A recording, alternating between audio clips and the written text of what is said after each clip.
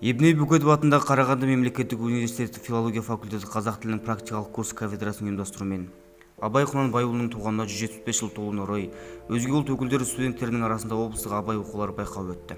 Байқаудың мақсаты Абай мұрасы шығармашылығы арқылы жас ұрпақты мемлекеттік тілге, мәдениетіне ықыласын арттыру.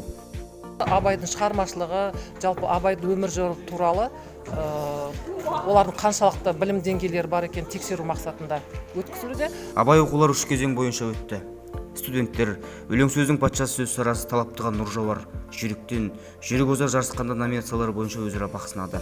Төрелік етіп, әділқазылық жасағандардың қатарында филология ғылымдарының докторы профессор Берік Рахимов, ресурстық тіл орталығының директоры Күназым Мұстағұлова, филология факультет деканының тәрбиесі жөніндегі орынбасары Нұртілеу Сиязбаев болды.